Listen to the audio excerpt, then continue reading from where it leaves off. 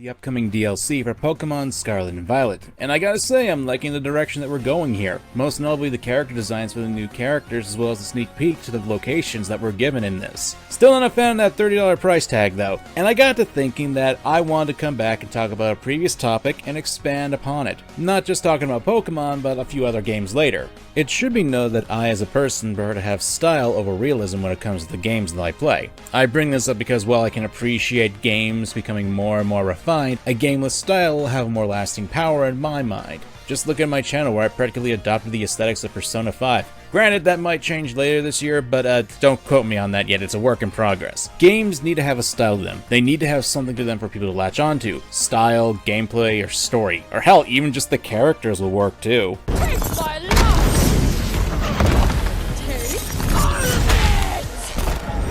Oh, and music. Now, if you've seen any of my videos last year, you'd probably get a good idea of where I stand when it comes to the design work of Pokemon. From the Pokemon themselves, to the world, to the characters, what have you. Since the games came out and having spent quite a bit of time in them, I still have my issues with the character designs and overall presentation with the game's world. Now, chalk this up to an old man yelling at Cloud. But I've become quite nostalgic for old school pixel art of Pokemon. To me, it felt like there was more soul in the pixel art, and I'm aware that soul is a nebulous term. This is just me stating my preference over 3D graphics. Hell, I prefer the 3DS style choices in comparison to the more modern ones. I bring this up because when we look towards NPC character design in Scarlet and Violet, and even the unique character player designs, there's a clear lack of creativity here. And with that, I've doomed myself to have countless people who disagree with an opinion on the internet. Now, hold all questions for the end of the video, please. We've barely scratched the surface of this opinion. If you look towards a lot of the NPC trainer battlers, you'll get some interesting characters. Damn it, Critical, get out of my video! So, I asked this question on Twitter, trying to get opinions on what people's thoughts were with the NPC characters. For the named characters like the rivals, gym leaders, the Team Star members, people were ecstatic for the most part. And as for some designs, well, I guess I can agree with that. Others... Now, I agree and I disagree with this part of the video that I think some Pokemon characters, especially in the newer games, are so much more bland, whether it be NPCs or even unique characters. I think a lot of the characters wearing school uniforms is actually ridiculous. Like, even fully grown adults and old people are like, what? That's so weird. I understand the kid characters. That makes sense. But after a certain point, you stretch it out and it goes beyond the extension, not extension, I forgot what the word is called, suspension of disbelief. A lot of characters after a certain point, I mean not the characters, I'm sorry, I haven't done this in a while, but what I'm trying to get across is, after a certain point, some things just stop being realistic. I can't imagine someone in their 70s still dressing up in clothes for like elementary school students. That's ridiculous in the new Pokemon game. I think that's pretty acceptable to say, this is dumb. However, I need to bring this up for later. I think some characters, like older characters, still wearing the uniforms can make sense, despite it being really stupid. I do have to bring up, there are a lot of characters who still go to college that still wear uniforms, especially when you think about it as a whole. Pokemon has done this a lot with children characters, where they wear a lot of the same uniforms, or this specific, class wears this uniform. And I think there are some good and some bad. I do agree with Kamen on the basis that Pokemon should just go back to pixel art style because they were very well adapted to it, and a lot of the stuff they could do with pixel art style and a lot of the smaller scaleness of because I'll say this, 3 games are a lot harder to make because they take up more time, and we're talking about Pokemon, a franchise with almost 1,000. It's not at Digimon's level where Digimon is take this same so let's explain Digimon really quick. You in theory have over 1,000 Digimon. All of them can come from one Digimon, meaning you never really have to in Digimon have to catch multiple pairs of Pokemon to get trait evolutions or split branching paths, and you don't have to go through all this nonsense. Because you can have, because in Pokemon you want to have the best team, you're gonna have to breed Pokemon, you're gonna have to release Pokemon. And we're talking about that. I don't know how much memory a Pokemon would take up in the games, but we're talking about having to code them in. Some Pokemon have to have sprites for the 3D games and the 2Ds. Pokemon have to have animations when they're idle, when they're frozen. There's little animations when they get burned, that'll play. They have to put in a lot of detail, and I think I think a lot more of 2D Pokemon didn't suffer from this because they're basically using the same assets in some games, because Black and White and Black and White 2 was almost identical in every way. Except the gameplay, I'd say, is faster between the two. Is that it's more faster, because if you look at Black and White 1 versus something like Heart Gold and Soul Silver to Pokemon Platinum was still as slow as Diamond and Pearl, where something like Gold, Silver, and Crystal were faster, and the battles didn't take as long. You still had to worry about Blissey, but it was never as bad as the original Platinum, where if you killed a Blissey, you outright were just going to get up and just leave. That's not even as a joke. That meme exists because the 4th generation games, when they were coming to the DS, were just unoptimized. And that's why when you'll see all the other games, even for speedrunning, most people are going to play any game that isn't the first Gen 4 games for Black and White 2 on the DS functioning. Even the remakes are better. It's just the first 3 were just so unoptimized that I couldn't even recommend playing any of them. But I think the reason more pixel art games like Pokemon get so much love is because they were able to put more content than a 3D game, because I'd say 3D games take up more space than a 2D pixel art game, especially for an RPG where the game's supposed to be very long and it's supposed to make all these complex dungeons. You can't really make a complex dungeon in a 3D game, and you'll notice this in a lot of 3D games. The puzzles are very simple, very not uncreative, but they aren't as complex as you can get with 2D games, where you have multiple corridors and rooms that you can explore, and you'll have all these puzzles. Like HMs in Pokemon were removed because they were the worst idea in Pokemon. They were cool until you realize it was a disaster. Again with Gen 4, because you needed more HMs than fucking Gen 3. Pay attention. Gen 3 suffered from just having to use a lot of water types. Gen 4 was outright, you need defog, you need strength, you need fly, because you're not going to walk all that way there. God, no. God, no. You know it's bad when I can say fly is 100% mandatory, just because you have to go back and forth to make sure you have all the right Pokemon, because you don't need defog, but you're going to ask to have defog, because it's such a fucking terrible effect, because you will miss more than you will hit, and that's because of not having defog. I think more of the games that we get nowadays, and I'm gonna debunk this entire argument as we go through, but Common brings up slightly style over substance. I mean, not style versus realism. However, the problem is both are the problem. I want to bring up Fire Emblem really quick.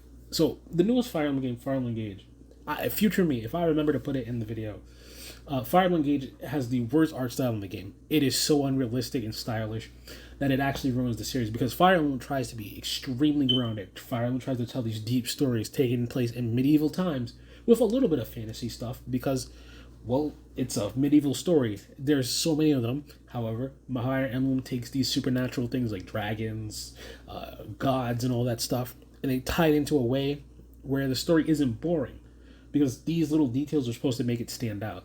Because Marth and everyone are just dealing with regular wars, where a lot of these supernatural beings come into play and actually turn the tides of it, and how people will react and do things. Because, well, if the concept of actual gods could affect a war, or even be used by people who wouldn't want to use that for their benefit of their country, that makes sense.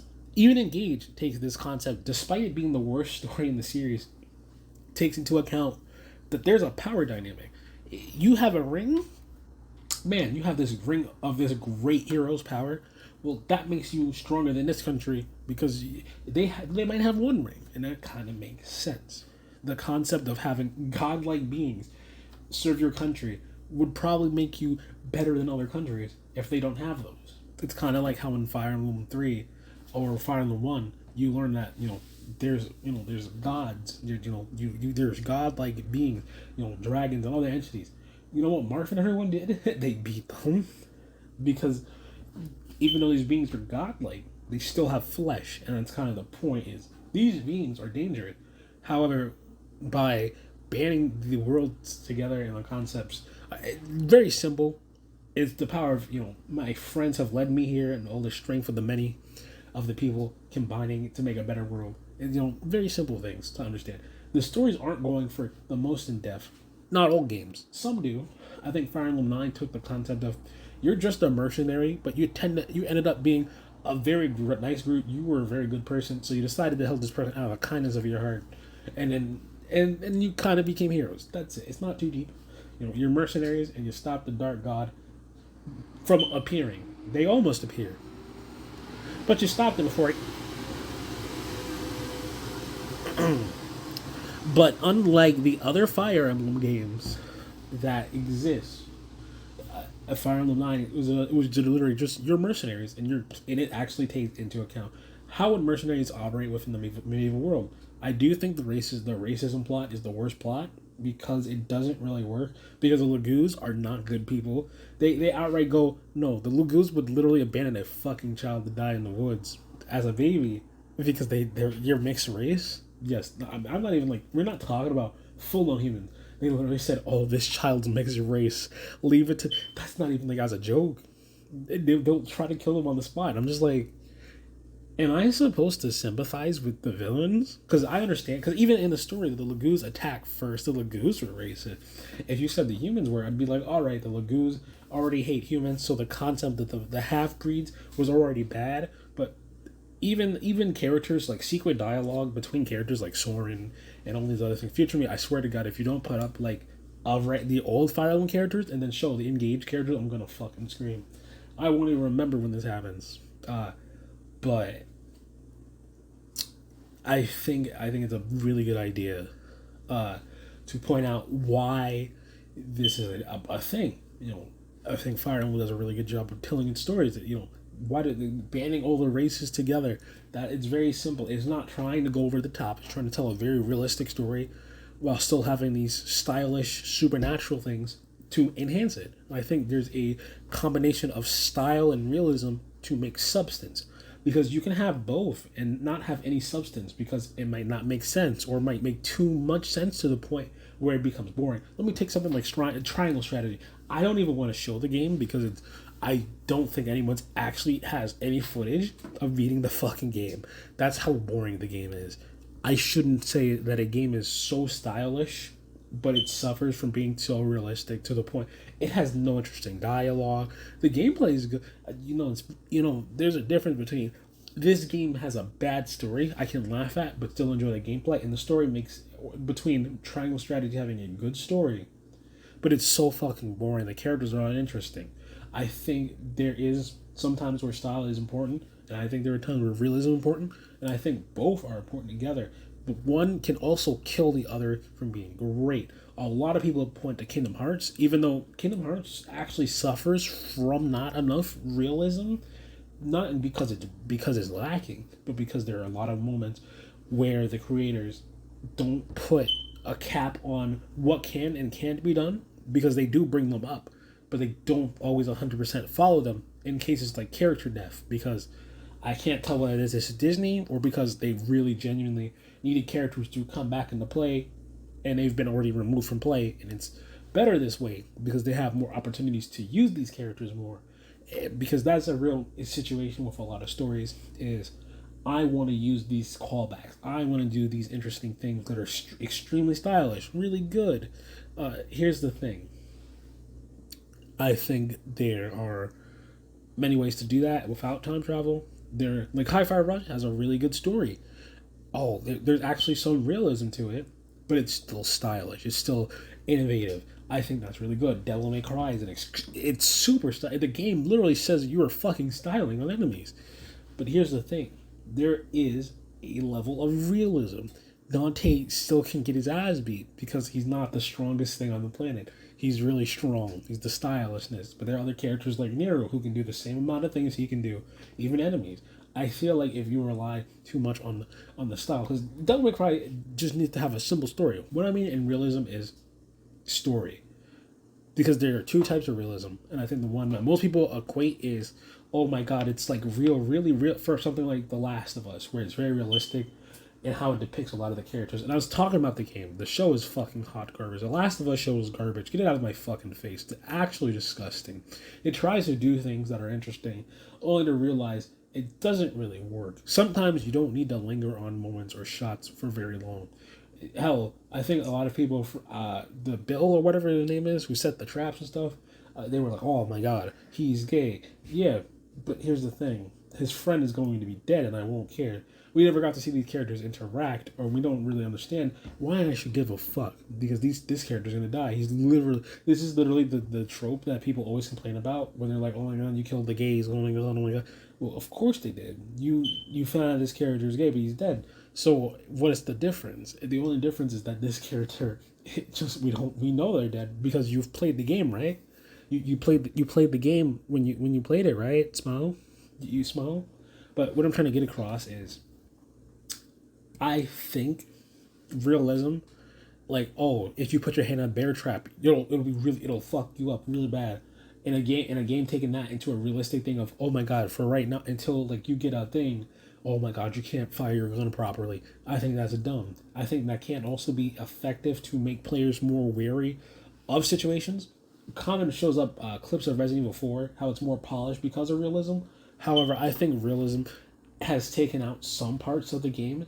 I think there's a realism from the quick time events, but that's not important. What I'm trying to get across is what I think is wrong, without going, because I need to pay attention here, because I feel like I'm rambling, but I'm not. What I'm trying to get across is both are important, and having one or too many can always be the downfall. Think about the most stylish game you can think of that has so many interesting mechanics. Balance Wonderland, Wonderworld, or whatever. One of the worst fucking games on the planet. Incredibly stylish, really good. One button to do every fucking thing. That's not a joke. So bad. Who looked me in the eye and said, "This is the most stylish and beautiful game. Every one button does everything in the entire game." That's not a joke. That's a very fucking terrible game design. And I'm trying to get across why this is bad. And the reason is, you can't make a game without substance. Like, imagine if Pokemon only had to press A. Yes, technically there are A only runs of Pokemon, but that's only for battle, not outside of battle. You still have to menu and prep. You have to prep to press A only. You have to still make sure that you can mash the A button to beat the game. Even as a joke, like, haha, oh, I pressed the button to mash A. Like, it is possible to probably beat the game without having to use the menus once. But I think in the theory of it, you can't really take an entire game and make it one premise that sounds really cool. Take the most realistic game. The Until Dawn games are too realistic. Any character, not actually. I want to go back to Beyond Two Souls, or even any of the David Cage games. They're too realistic to the point that simple things as pressing buttons can just fuck you over and you just die. To most realistic things, like, oh, this person did this and that. No, it's bad because it is relying too much on real world logic and things to fully function. It's weird to explain. But I think we should go back to Kamen's clip because we're still only 2 fucking minutes into that video. So I think to get across my point better, we should start watching more of his video before I fucking die of a brain aneurysm, because I can't use the English language either. I think are just, bad. For example, take this guy, Clive. I think we can all agree that this is just a blatant reuse of assets from Clavel to make Clive. They're supposed to be different characters with nothing to do with each other, so it feels like Game Freak is just cutting corners. Is he serious or is he joking? The world will never know. But my thought process is towards the optional trainers that you can fight. One thing I noted when I asked this question, that a lot of people praise them for the diversity in the body types and such. Don't get me wrong, I'm all for having diverse character designs, body shapes, and whatever you want. However, in this instance, I don't really care for it, especially if you could do a comparison with the previous trainer designs, especially in the 3DS era. Now, I'm not going to showcase all the previous trainer classes, that'd be too much.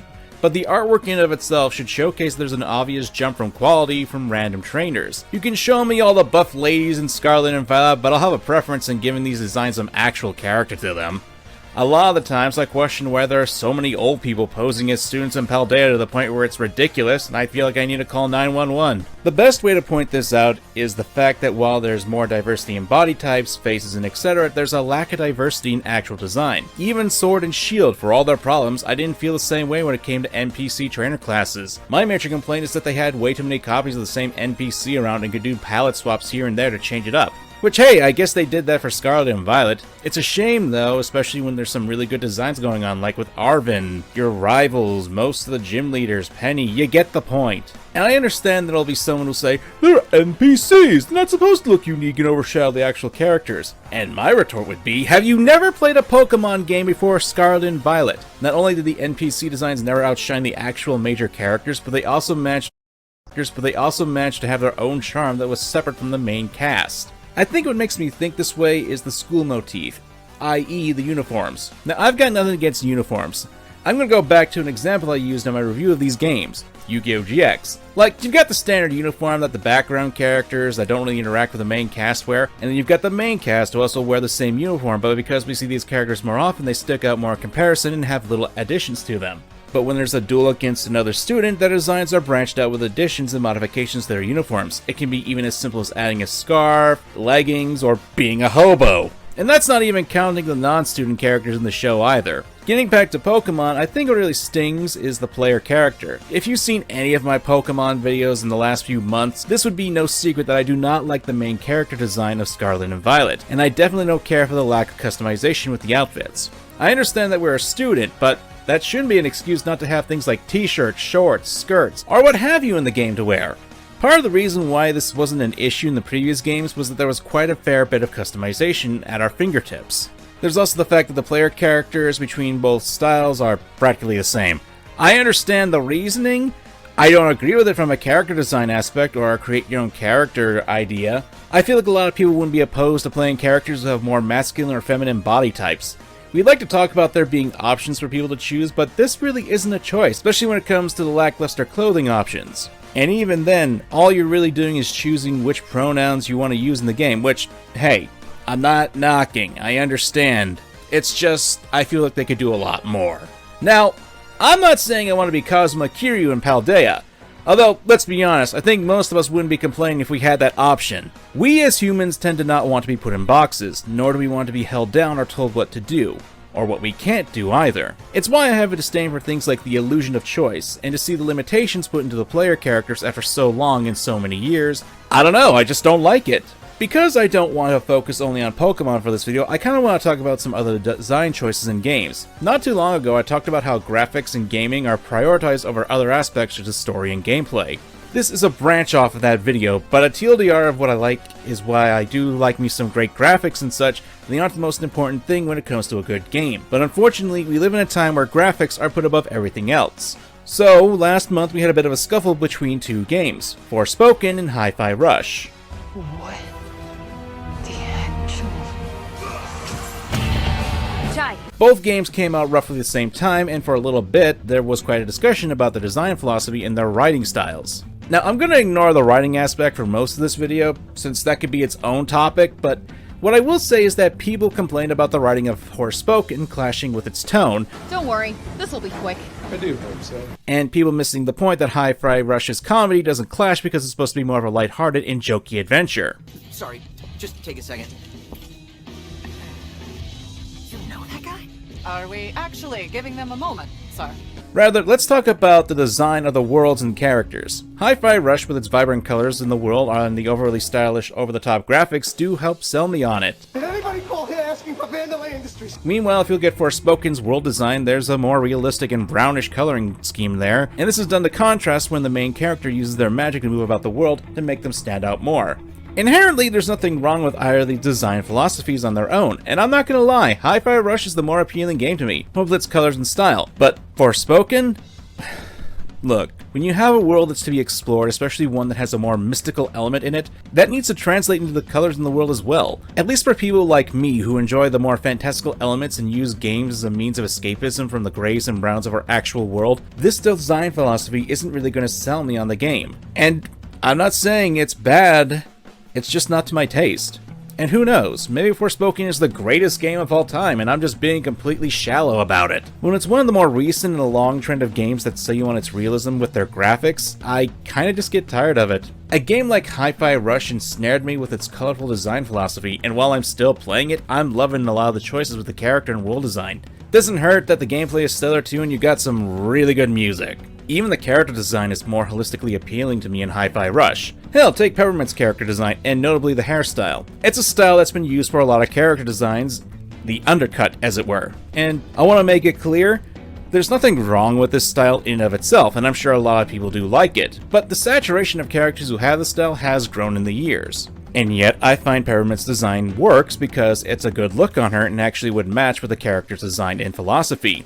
Especially when you consider that her design is more asymmetrical, but with her robotic leg, and that works with concept as well, which gives her an oddly dysfunctional look that works. I personally do not mind the haircut. Hell, if you want my opinion, I think it looks better on 808, Peppermint's robotic cat. But there's more to Peppermint's design than just that element that make her stand out. Like the world, there's a lot of bright colors to her outfit, there's bright colors that actually look good on her, along with the use of the hot red for her robotic leg. It isn't dull, it plays into fantastical elements, something that would be appealing to a guy like me. And this isn't to say you can't have a realistic game while having more fantastical elements to it.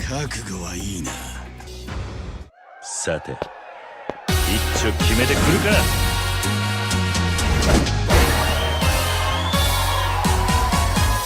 Yakuza 0 is kind of my point here. A game that takes place in the late 1980s Japan, and while it does have realistic elements to it, the way the game presents them is done in a fantastical way. When you knock out an enemy, they explode into cash. Whenever you play a minigame like Pocket Racers, you're treated to Kiryu being over the top, contrasting to his usual very serious demeanor. The glory that is Nugget! Karaoke!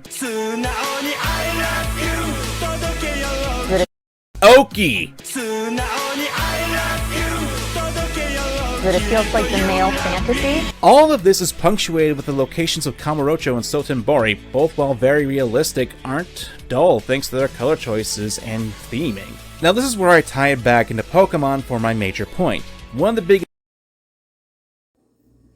Now, I agree with a lot of what Kamen has to say. I think a lot of more of the more recent Pokemon games have very, very bad character trainer designs to make them stand out. I understand, having one or two characters, classes that are very bland, but we've had so many in the older games that are very unique. We've had the psychic characters sometimes using whips. We have the bug trainers using nets. Little details that make them stand out. I think that's something that's missing. Little details. And I actually do think Kamen bringing this up, because it took a while to get there, because I rambled a little bit. I think even though I was getting to my points, I took a little longer than expected. What I'm trying to get across is, when we talk about a lot of these games, one of the most important things is little details that make substance, because when Kamen brings up Forspoken versus Hi-Fi Rush, I think Hi-Fi Rush is still the better game, 100%. Forspoken's really bad, but that's besides the point. I think there's a way to make fantasy worlds, and I would actually take Final Fantasy, for example. I don't like the newer Final Fantasies. There's too much realism. I think sometimes games need to understand that fantasy world sometimes need to be over the top. I think sometimes, depending on the story, like if it's a very serious story, yeah, maybe the world should have more drab colors. However, here's a thing both games don't take into account. As you get to the more serious part of the game, and I think Hi-Fi Rush is more comedic because it's like a Saturday morning cartoon. Like, unironically, like if you ever watch any anime or even watch something like Sonic the Hedgehog cartoons, like there be so many serious moments with these really fun, fully colored characters that are all over the top. We've had so many interesting stories from all these like cartoon-esque. The best way to describe it is if you play Hi-Fi Rush, you're getting a really fun, schlocky Saturday cartoon kind of anime game that's really good. However, the problem with Forspoken and its world, it's not really good. It does try to make the character stand out from its world because they have these powers that make them stand out from the background. But here's the thing. I feel like if they were going to have these drab settings, these should feel like when you're getting to the parts where the consequences of the character or the world, changes. So the more unsettling parts of the world should be darker and more drab, where the more earlier parts of the world are more beautiful and over the top and have this more beautiful feeling, like you're exploring a true fantasy world. But not everything in fantasy is always this beautiful landscape full of happiness and joy or over the top happiness, kind of schlock. I think there can be parts where they feel purposely drab. I think Forspoken, this is one of those key points, is you're going to a fantasy world. Yes, some fantasy worlds are very generic. However, I feel like in a world where the main character gets superpowers and all the other things, I don't think making the world look very lush and beautiful would hurt it. I think making it have this very much beauty, but still having the drab parts for the parts of the world that aren't, that don't get that treatment, that are not good, where more of the dangerous stuff, because you can have monsters in fantasy worlds being a part of the most drab and disgusting parts of the world, because that's where a lot of them end up being in stories because they're dangerous, or people misunderstand them because they're terrified of them. And it makes more sense why they would be in a more worse condition, because the people are in a good condition and don't like the monsters, and we have higher power, and that's kind of the point. Hi-Fi Rush, the only thing bad I can say is if you don't like, more funny, wacky stories, you might not like it. Here's the thing though, I'd still play Hi-Fi Rush because a wackier, more fun story, something that's trying to have more fun with itself, is very important. Now, I think there's some problems with Hi-Fi Rush, not in the gameplay, but I feel like there's a lot of moments where the gameplay changes for certain boss fights, where it just doesn't mesh well, but it's never bad. Because the shy boss fight against the Scottish lady, his boss fight against her is different from some of the other fights because he actually has to counter. He has the parry button. He has to do this and that to do this and to damage her because he can't fight her normally. It's fun, but then you realize that this is too different. I feel like there are moments. It's the best way to describe it is if a Devil May Cry game had you styling on all the enemies as Dante, and then you have to play Devil May Cry 5. That's what I'm trying to get across is you play as one character with a unique gameplay style, and you're constantly switching between other characters with gameplay styles that are too unique. You'll end up in a lot of situations where you will play it and you will feel the whiplash because you'll have to try to remember all these gameplay, this mechanic, that mechanic, and it can change on the fly. And that's kind of the problem is some people are not accustomed to certain characters' gameplay mechanics. A lot of players who are going to play V are probably going to have an easier time because V has a lot more easy combos to pull off.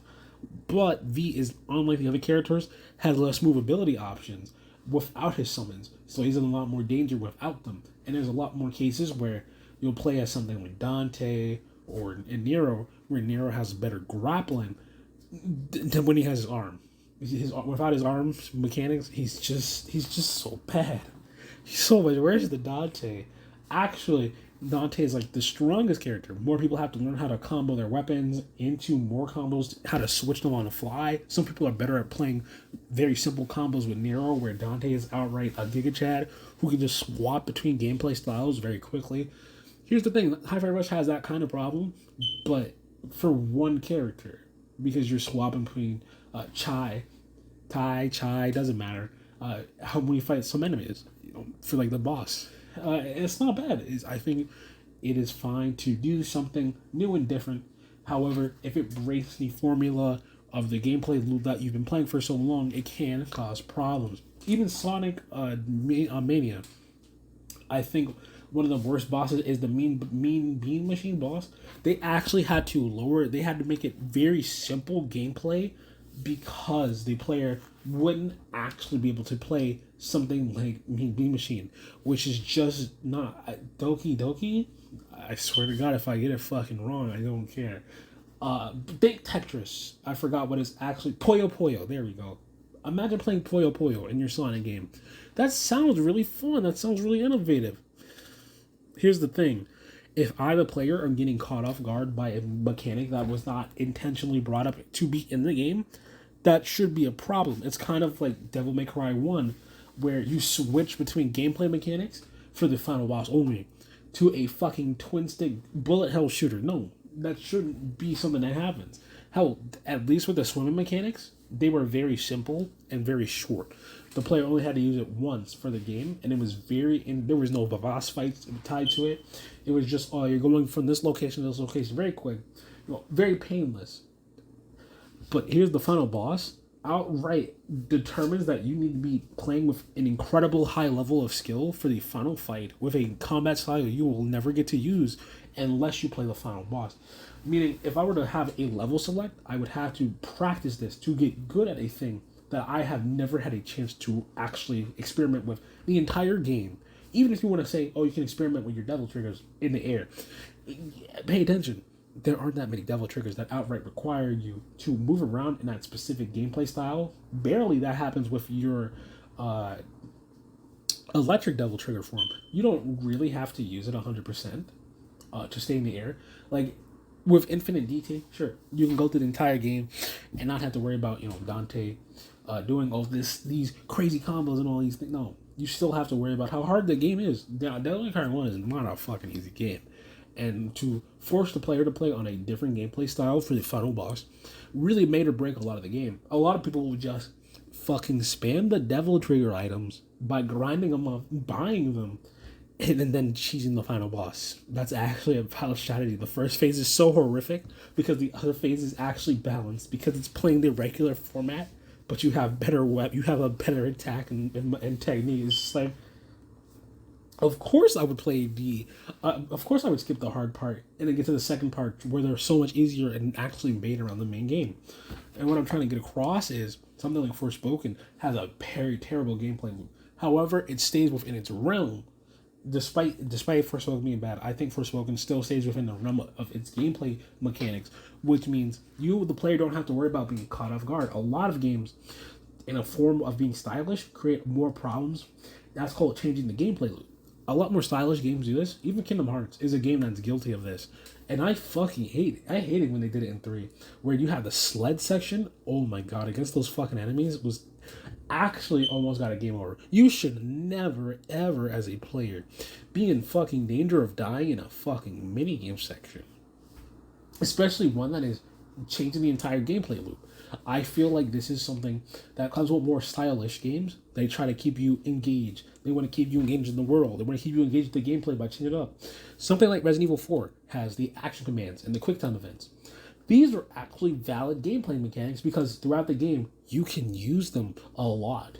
The only parts that change are the right-hand man has an entire section where you have to use the quick time event commands for your dodge button. You're not using just the action button every now and then to do a free hit on the enemy.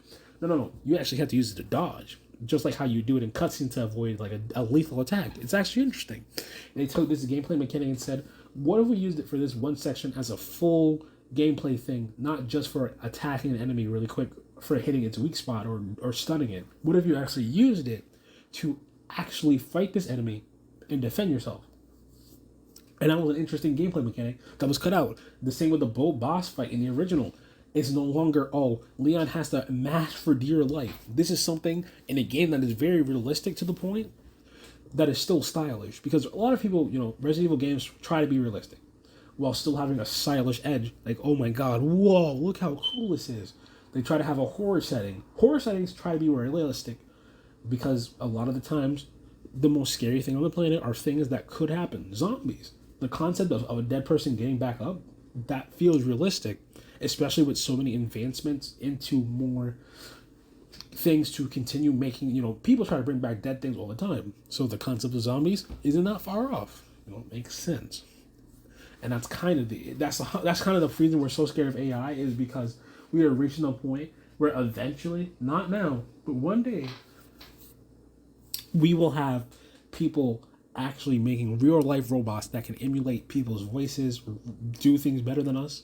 That's terrifying. We're not at that point yet, but I think the concept is still terrifying nonetheless. In a few years, when I'm an old person, they'll probably have mastered how to make these machines that are just better than human race. Would I be surprised? No. Would I be shocked that we did it the next few years? Not really. I think it's the same with progress for gameplay. I've said it before, but I think the most stylish part of a game is the fact that it has substance. If a game has all these amazing mechanics too, like I said before with Devil May Cry 1, You should never ever be in a situation where you, the player, are be like this. There should never be a case where the game is trying to be stylish and taking away the most important part of that, and that's the gameplay, which is the real substance. The same with realism. Sometimes realism can take away games. I still think, not Mass Effect, Half-Life 2 ruined gaming because of, you know how you always complain about, why do I have to sit through this long cutscene where I can touch stuff? And it's like, oh, you know how you can't, how a lot of these scenes in Uncharted, you don't have unskippable sections where it can just be a cutscene. That's because of Half-Life. I think there's a point where realism gets too far into a game. I think you can have little sections, you know, to like, you can have some sections that are walking around that aren't cutscenes if they're short. But then you'll have games that are trying to be realistic and all these other things. But I think The Last of Us gets away with half of its shit because there aren't enough sections where you're forced to stand around. A lot of the time, you can actually brute force through a lot of the parts. There's only maybe 1 or 3 that are really forced on you. And some of them are just scripted parts, like, oh, Joel gets kidnapped upside down. Oh, you gotta hang in there, buddy. Or you'll get other sections in the game where you just gotta hang in there. There's like a lot of sections in The Last of Us where you will get almost soft lock, and you'll just have to luck it out and just fucking win somehow by my pure stupidity. I've done this before, where you just run out of ammo in the fucking section where moving the car. It's so fucking horrible. Oh my god, it's so bad. Had to fight fucking everything with my bare hands. I indeed was a Giga Chad, but that's not important. What I'm trying to get across is Kamen is right about style being important because it does make games stand out, but it also comes into the fact that a lot of games that try to be stylish end up changing what makes them work as a whole a lot of the time. The same with realism, taking away a lot of the core things that make it stand out in the first place because they want to be stylish. Because look at The Last of Us, as I said before, it's very realistic, but after the second game, took out a lot of the stylish moments because there's a lot of little style where you would just be, and I'm going to be honest here, the liquors are the enemy, the world was very unique. Style just means unique. It doesn't mean, oh my god, this is good. No, uniqueness is important. The world of The Last of Us was realistic. However, there's a uniqueness. You can feel that the world was affected by these things. You can see all these zombies have different effects, how they changed based on this. Oh, this zombie spits. This zombie has fucking big fatty. It doesn't need to be over the top, but it also has to have some points where it just feels special. And I think that's how they did it. They did it really well. But there's too much realism where to the point in the second game, and it's not something like, oh, Ellie, this is a unique thing only to The Last of Us 1. Ellie had to use boards because she can't swim. She learned how to swim. That was great. That was an effective way to have the characters not have to use the boards anymore. She can swim now. It's the same with The Last of Us 2. In The Last of Us 2, pay attention here, boys. Characters have to literally pull wires and things and tie ropes. No, that's boring. Get that out of here. You don't need to do all that. I think that's really dumb. I think that's when realism goes too far. It's the same with style, having mechanics change to be cool.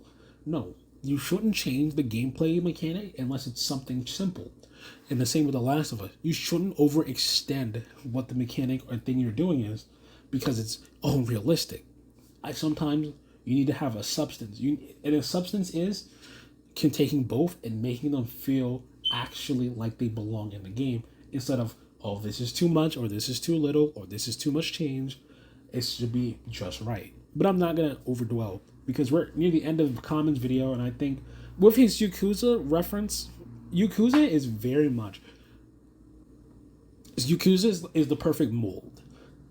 It's not too stylish because there's a lot of moments where it's very realistic, but but it has the right amount of realism while being unique because you have all these beatdowns. They make all these little details that don't really matter in other games where, oh, these characters are driving cars. No, the characters are having fun with it. Oh, he's doing karaoke.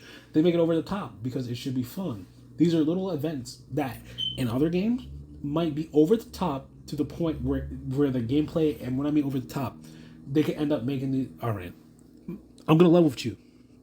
Yakuza 2 is the worst game in the series. Not because it's bad. That it's the game that has the most bullshit minigames in its remake.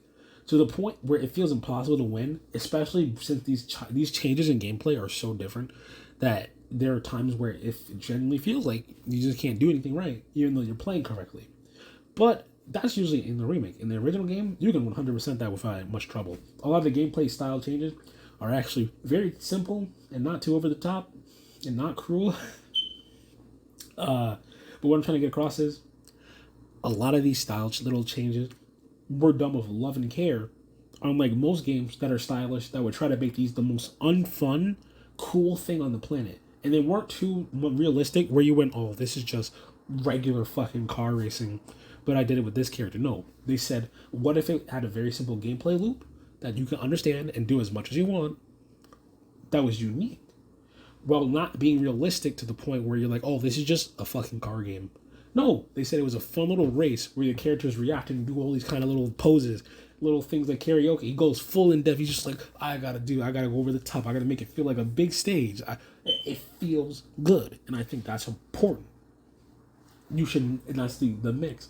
The gameplay is unique without overextending to the point where I, the player, am like, I don't want to play this because it's too unique in its way of playing to the regular gameplay loop, to the point of a change where I feel like this is no longer fun unique. And it's not too realistic where I go, oh, this is just that. And I think that's a fair argument for Kamen, is sometimes you just need a game to be a little bit of both.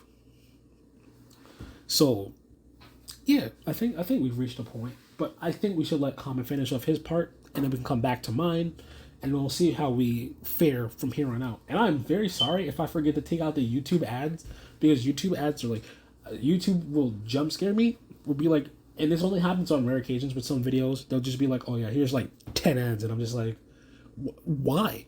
But for now, that is it. We're gonna go to Kamen's part and finish up the video from here, and hopefully no more fucking ads, YouTube. I fucking swear to God, I can't edit for my own life, but I will fight you. Hey, future me, who's still recording the main video, who I decided at last second to go, hey, I'm gonna record this and show you. This is pay attention. The one on the left is the older design, and the one on the right is the newer design.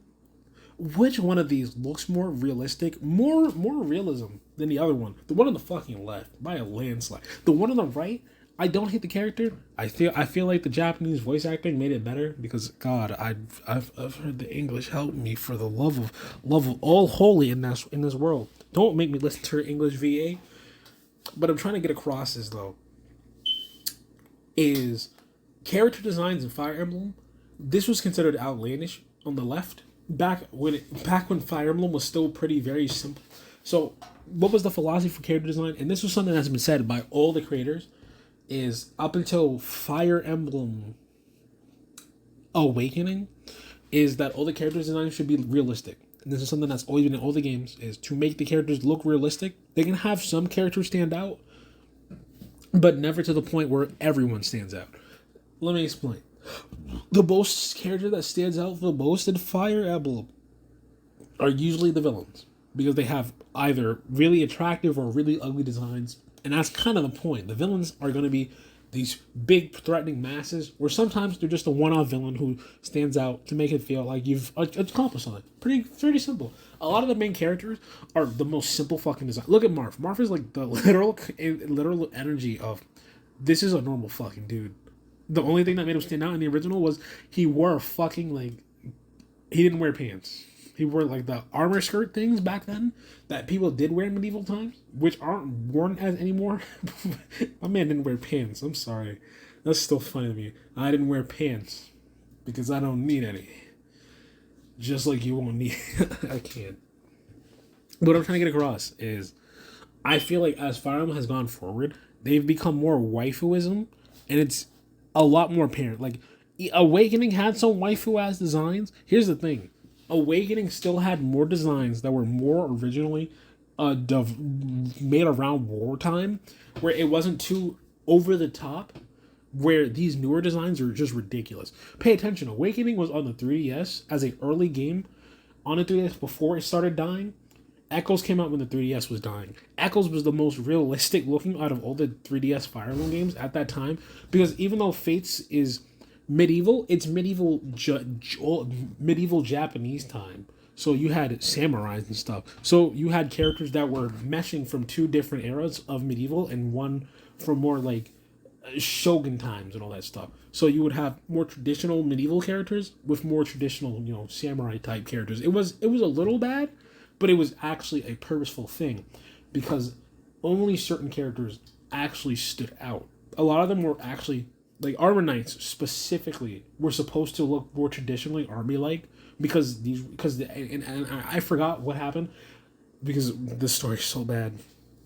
But I think a lot more people were advancing to the more medieval traditional style that you would see in Fire Emblem, which isn't bad, but it's bad because it meshes not well but not worse. Because that's why there are not a lot of armor knights. Because it's like a new it's like if Pokemon said, "Oh my God, this is the first time we're seeing a Pokemon that has dual typing." That would be like an insane thing. That would actually give it a reason for it to be such a rare thing. But I think it suffers from that to the point where some characters mesh. Because a lot of your characters look like normal, samurai-esque old era characters. But I'm not gonna go in depth because Fire Emblem actually hurts my head to think about a fucking lot. For a lot of the things, because I'm not the smart one. What I'm trying to get across is Fire Emblem used to have very simple, generic designs that were on purpose. They looked like something you would see out of medieval times.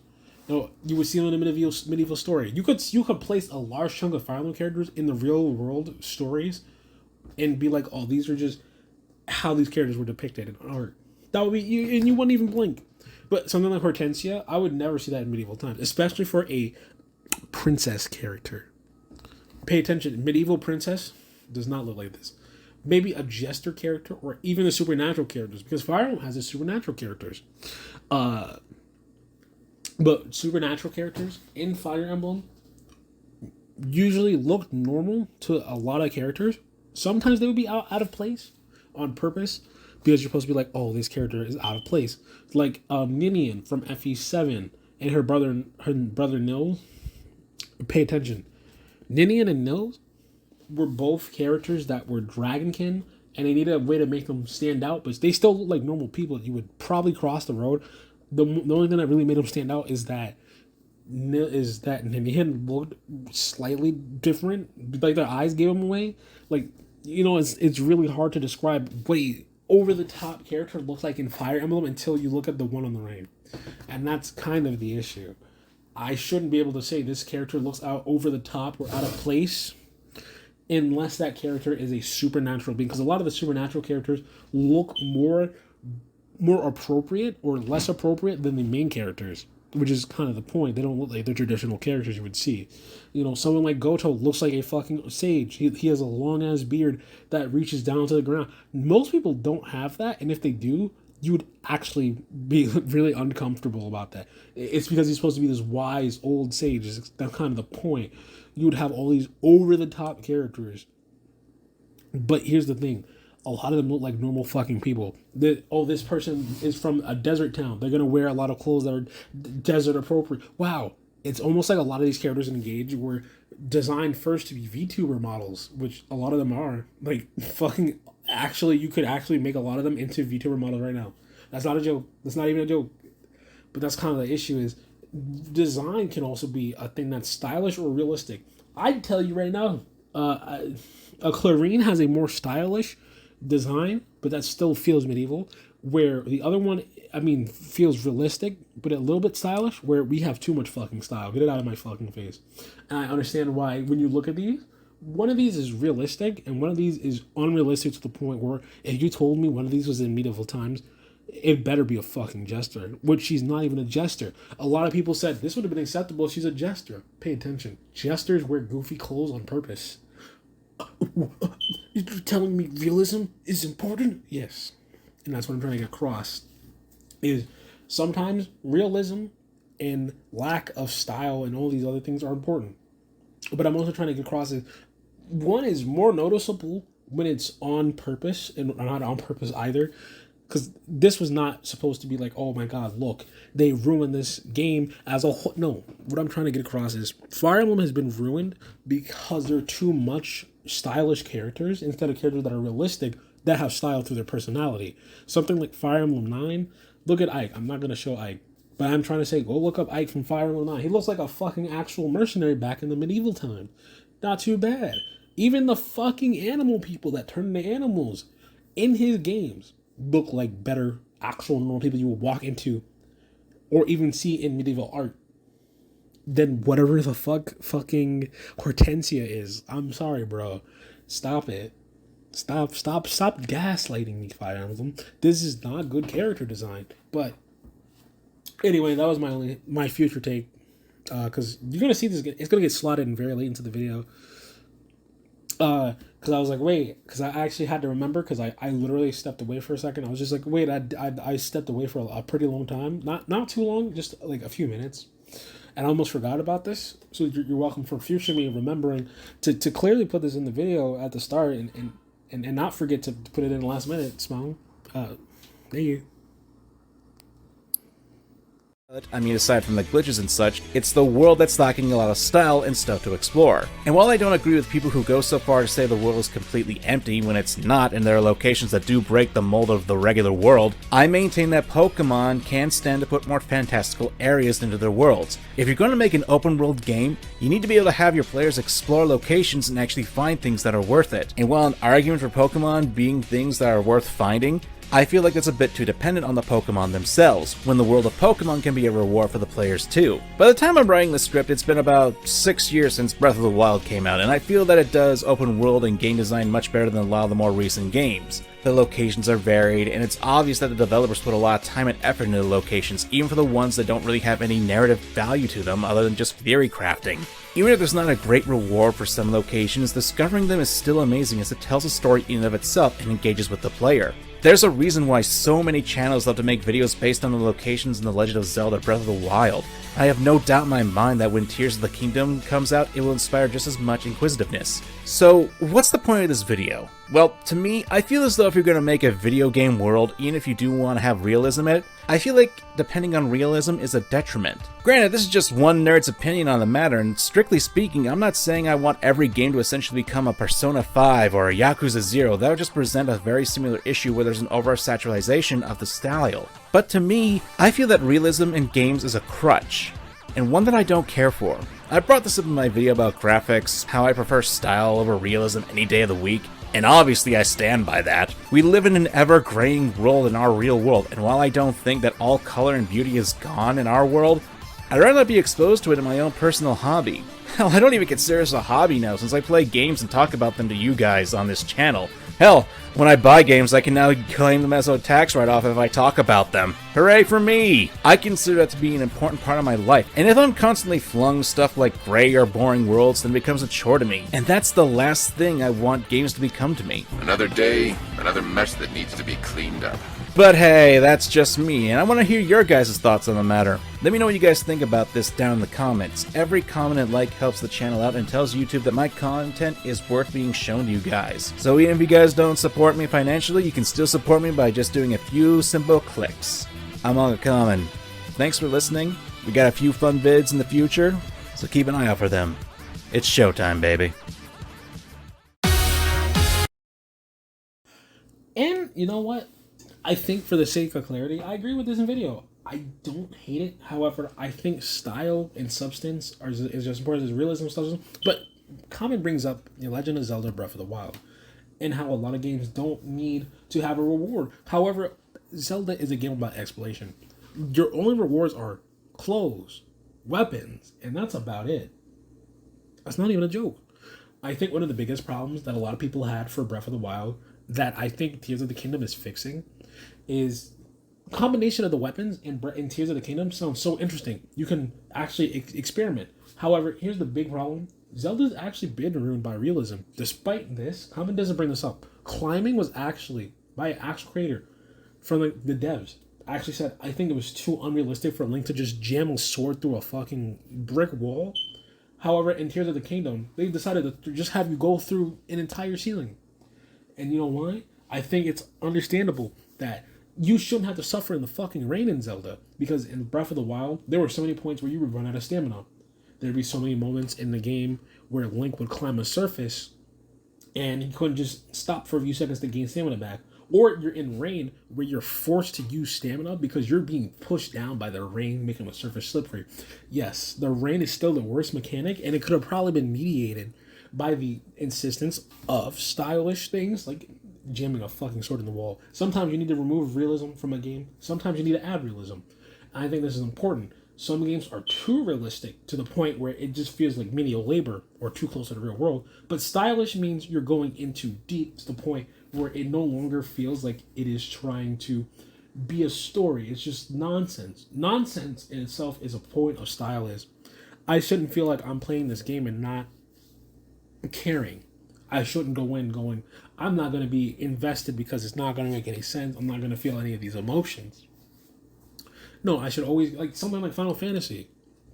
Final Fantasy 5 is the most goofy game in the series, but it still had the most amount of heart and soul, I think, out of all the games. Yes, I think 6 is better, but I think 5 genuinely just wants to have a fun time, and I think sometimes you just want that from a game. I think the real style of a game is having fun. Is it fun to see these characters interact with each other? Is it fun to see these characters, fight together, care, cry, and grieve, all these little details? And that's kind of important. These are details that should people play The Last of Us 1. Again, the game is very realistic, but you feel and understand a lot of these emotional moments. The same with something like a character like Sonic the Hedgehog fucking dying would be emotional, even in a stylish game like that. What I'm trying to get across is I think both are equal. I do think stylish games end up being better because they're so much more over the top fun, and a lot more stylish games have a more upbeat attitude, where more realistic games aren't as upbeat or having as much fun. The most realistic games I can even say have a lot of fun are Grand Theft Auto, and that's not really, those are stylish games technically, but they're most realistic games on the planet.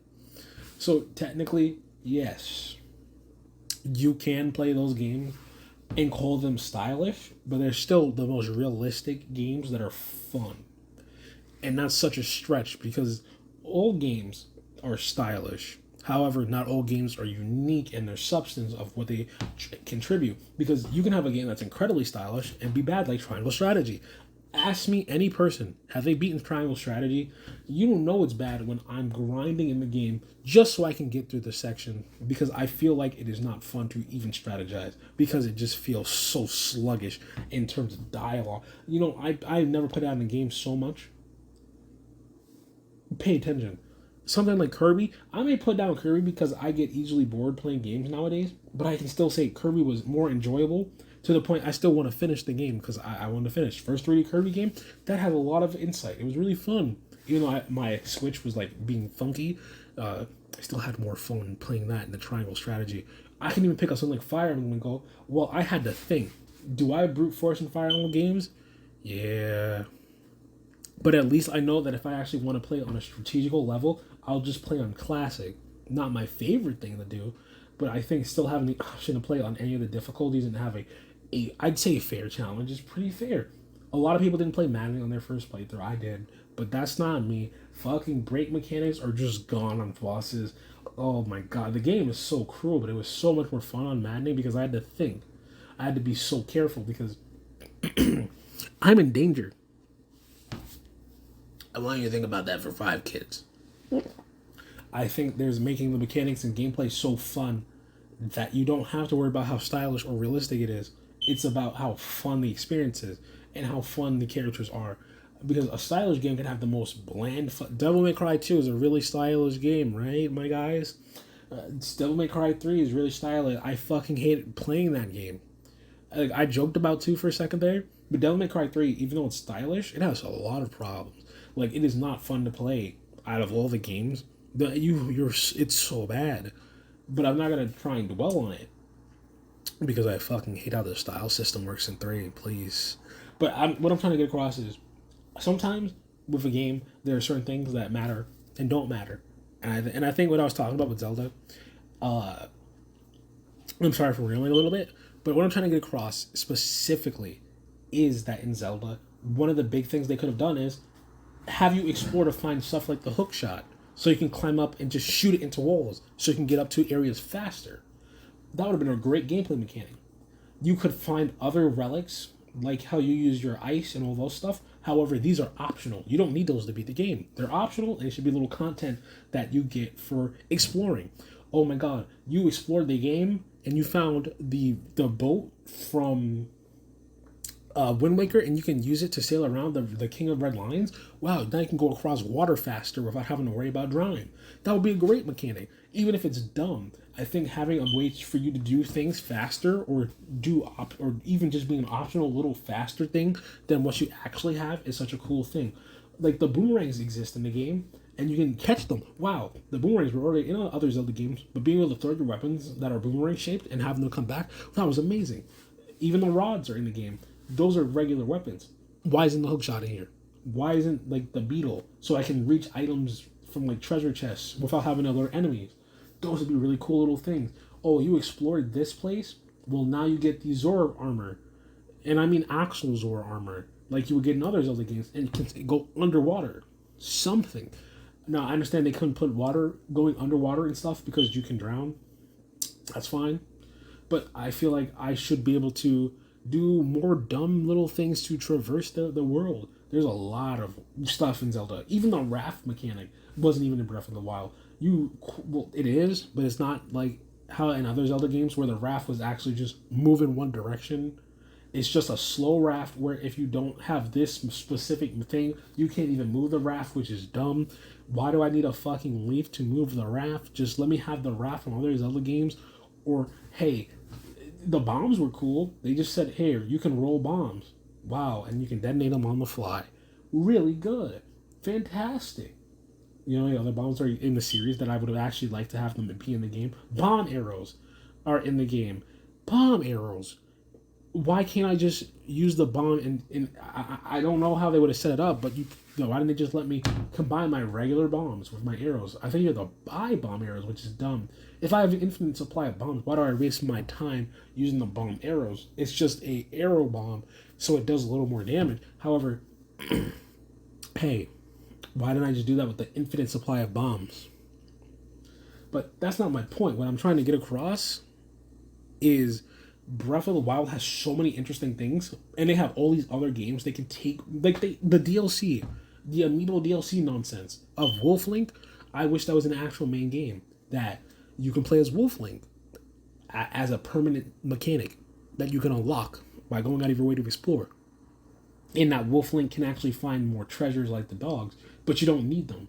You actually get his scent skill, and your gameplay actually changes drastically. But unlike regular Wolf Link where you needed Midna, you can just change on the fly. There's so many mechanics that can be added into a fucking game that more people want. Because why should Wolf Link be locked to a little support amiibo that you're not going to use the entire game? Because I think Wolf Link disappears when you go into shrines and dungeons and stuff, and it's dumb, and I hate it. And I have to ask who did this? Who at least the only one that was good is Epona, and that's because Epona is just the best horse in the game, unironically.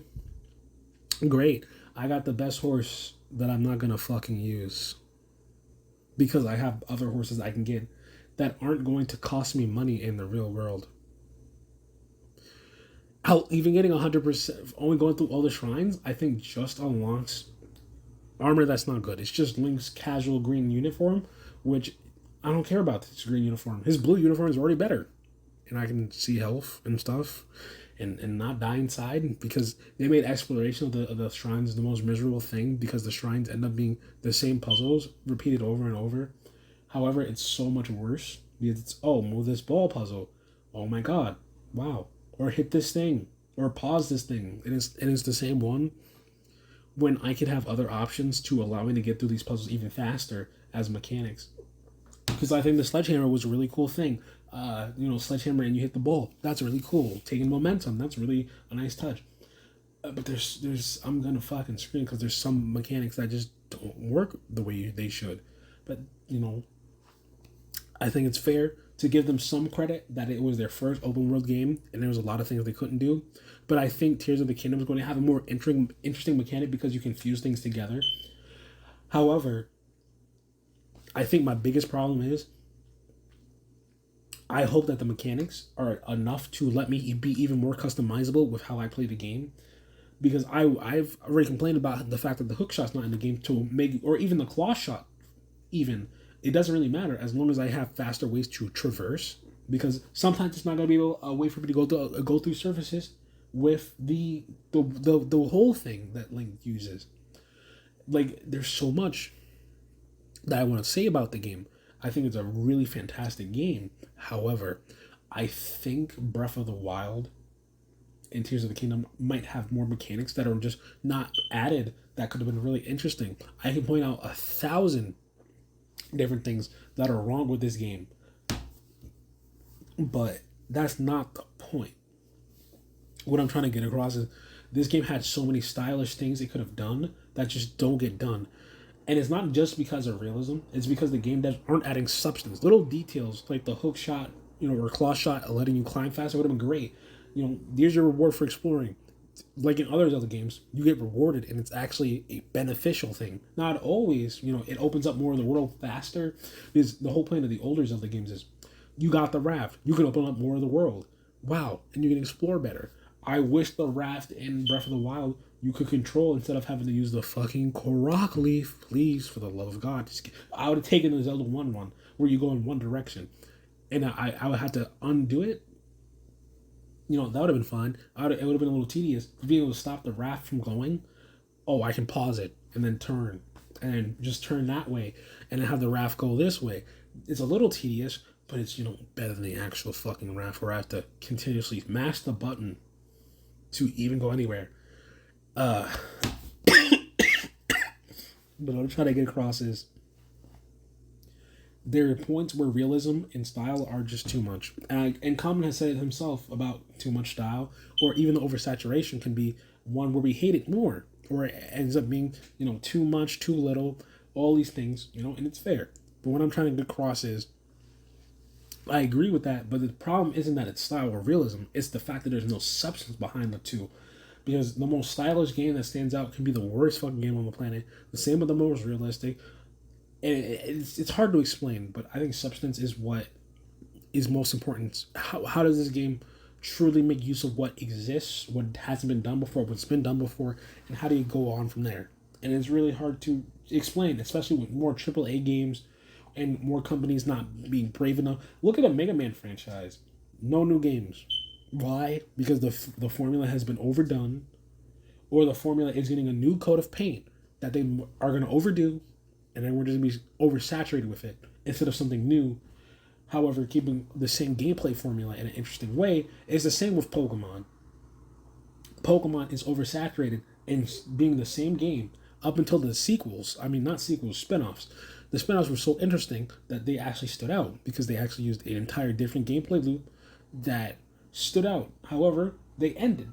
And now we are stuck with the mainline games, which are not fun because they're the same games, just with only a few updates to make them stand out over the course of 30, 20 years. Pay attention. This is a game from the 90s that hasn't changed dramatically. Like Mega Man X, you can dash and air and jump off walls. Mega Man Originals, you could slide. Those little details that make the game better, give it a little more substance. Then go right, press A and B a little bit, and sometimes you'll go left on a rare occasion. Even Sonic had more gameplay mechanics than Mario. Oh, hold down to spin attack. Oh my god, you can jump onto an enemy. You can run faster and by going in a specific direction. I'm not trying to say that the best way to describe it is Mario is the most realistic platformer, where Sonic is the most stylish one. And that is kind of the problem. It's the substance that matters. Because the first Sonic game, after a certain point, doesn't have the substance to really hold up. Where Mario has the substance to hold up despite being the more realistic, relatable one. And that's kind of my point is it has to function and keep that fun that it or thing that made it the DNA of that game in the first place. I'm sorry for rambling. I think we're done here. I think this was the fun video from me and Kamen. I'm sorry for not going fully in depth more, because it's really hard to explain a thing that is very hard to explain because both sides are right. So I can't really say one side is wrong. I can't say Kamen is wrong, and I can't say I'm 100% right. And I could easily just be as wrong as Kamen where he's right. And I think that's kind of the issue is I think there's too much substance the issue. I mean, not enough substance in any game really, and that's kind of the point is style over substance, and I think that's a big issue for a lot of games nowadays. I'm gonna get back into my sitting. I think, and I'm gonna do a video on QuickTime events. I think QuickTime events are the most substance-induced things in games. I think a lot of people think they take away any gaming, but there are some scenes in games where you just can't put it into gameplay. And sometimes just being able to press a button is such a big amount of substance that I think a lot of games do. Hell, Devil May Cry games have a lot of cutscenes. They try to have the gameplay mechanics that you'll see in the cutscenes actually be used in the gameplay. That's a neat little detail that most people don't notice. What I'm trying to say is, substance is the little details that most people don't think about that really matter. There, I finally got my second win. But I think that was a better assessment. What I mean is, sometimes it's just the little details. Thank you for watching. And maybe I'll do another video and I'll have like a better train of thought for argument that is much better in the future. Thank you for watching this. It's been really good to see the channel growing and so many people are coming in from all over, not just for horny all the time. Thank you.